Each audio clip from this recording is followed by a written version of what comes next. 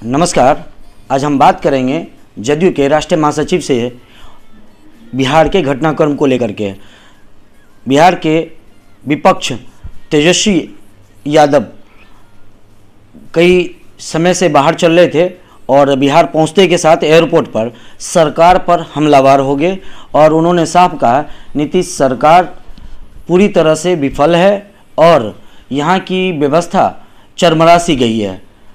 कैसे देखते हैं इन सारी घटनाक्रम पर, सीधा बात करते हैं। सामने हमारे साथ राष्ट्रीय महासचिव हर्षवर्धन जी हैं। देखिए, तेजस्वी जी के बारे में मैं इतना ही कहूँगा कि तेजस्वी की अब स्थिति हो गई है प्रवासी टाइप के। प्रवासी पक्षी जैसे होते हैं वैसे आते हैं अपना दाना दुगना चुगते हैं और चले जाते हैं।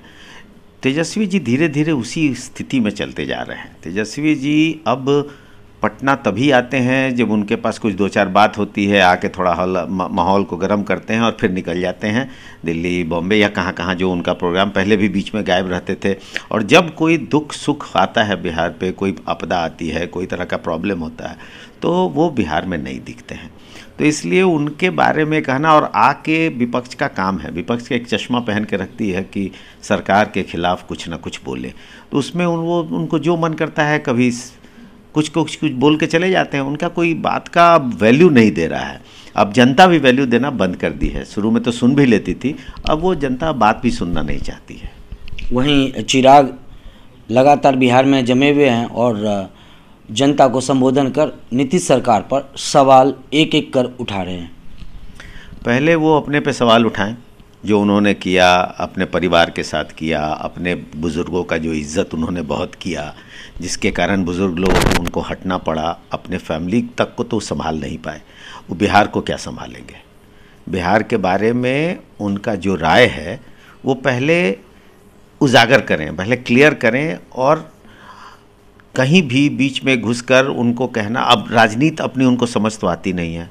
अगर राजनीति के साथ वो रहते, उनको राजनीति अगर बिहार की समझ में आती तो बिहार की राजनीति करते। वो इस तरह का काम नहीं करते जिससे कि उनको उनके परिवार को अलग होना पड़ता। और आज वो अकेले हैं, उनके परिवार के, उनके भाई, उनके चाचा, उनके सहयोगी सब उनसे अलग हैं। तो मैं यही कहूँगा कि पहले अपने को देखें, फिर दूसरे के बारे में बात करें। अब जदयू सरकार की एक अच्छी खुशखबरी है, दरोगा बहाली में एक परिवार के 3 बहनें, तीनों ने रिजल्ट निकाल लिया। तो मैं तो हमेशा कहता रहा हूँ कि महिला सशक्तिकरण का अगर कोई नमूना, कोई उदाहरण है पूरे देश में, तो वो है बिहार और वो है नीतीश कुमार। तो मैं तो यही कहूँगा कि अगर एक परिवार की 3 बहनें, तो आज के डेट में अब आप ये समझिए कि महिलाओं को, बच्चों को अब लोग बड़ा करेंगे।